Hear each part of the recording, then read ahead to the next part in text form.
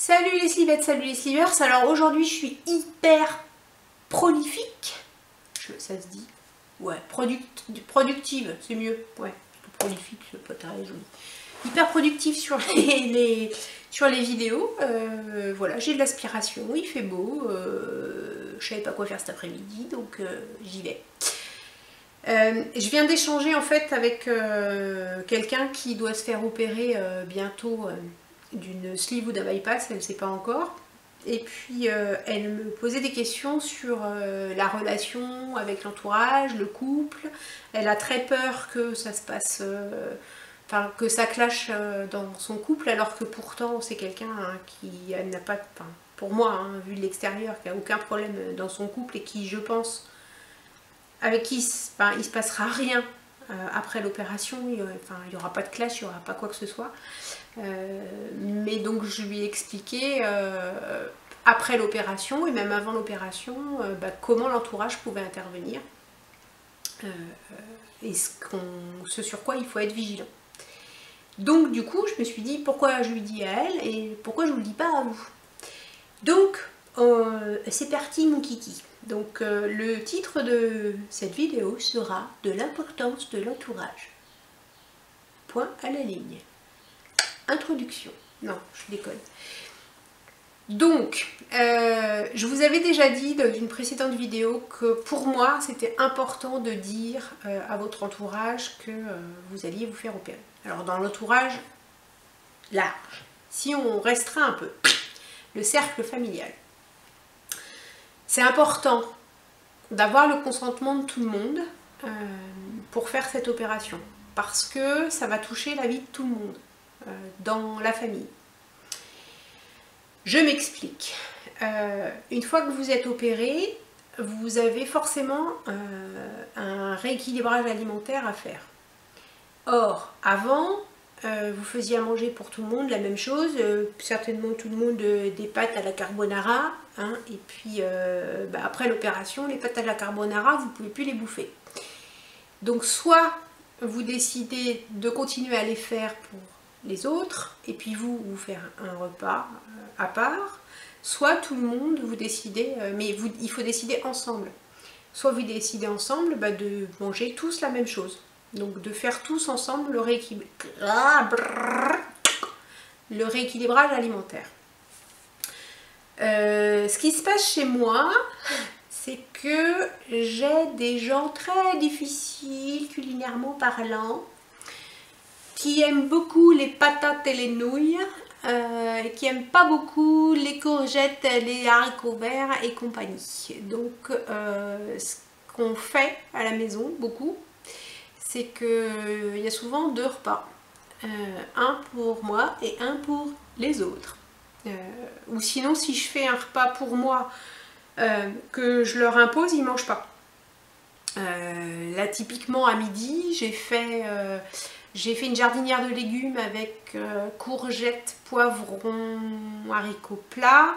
J'ai fait aussi en féculent. Il est content mon téléphone, il a bipé. J'ai des amis. J'ai fait, oui, donc je disais qu'en féculent, j'ai fait des graines. C'était un mélange de graines, lentilles, blé, riz, etc. Et puis de la viande sautée épicée. Donc on était sur protéines, légumes, féculents. Sauf que la viande épicée, les épices, il y en a un à la maison qui ne supporte pas. Les légumes, les courgettes, il y en a un à la maison qui ne supporte pas. Et les lentilles et le blé, il y en a un à la maison qui ne supporte pas. Voilà, donc j'ai fait mon repas.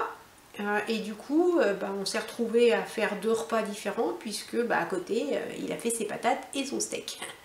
Voilà, donc ça c'est typique chez moi, mais profitez-en si vous pouvez et si vous avez l'aval de votre cercle familial, profitez-en, pourquoi pas, pour faire un rééquilibrage alimentaire de toute la famille, puisque c'est comme ça qu'on y arrive aussi. Alors, je dis pas que je vais être en échec parce que chez moi, tout le monde ne mange pas de la même manière.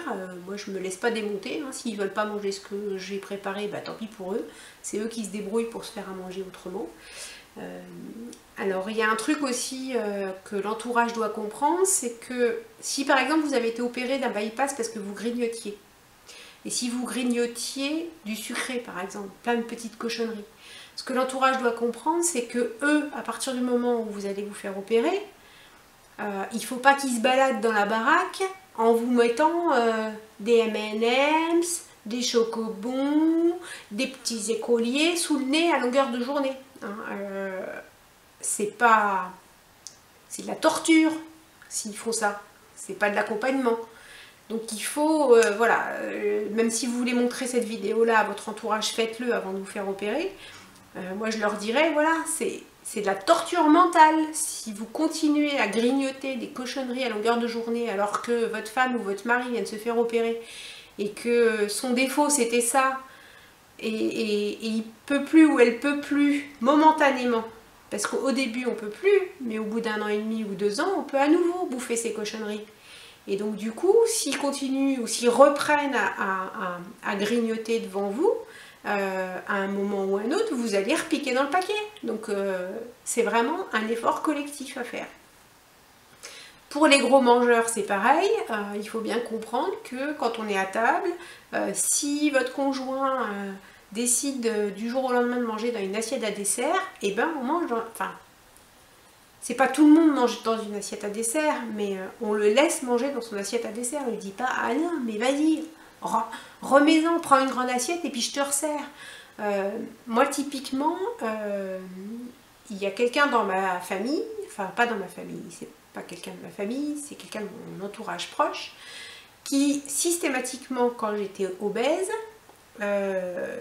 quand je mangeais, dès j'avais à peine terminé mon assiette, que elle me dit « Ah tiens, vas-y, finis les plats, je t'en remets d'autres ». Ça, c'est le genre de truc qu'il faut stopper après.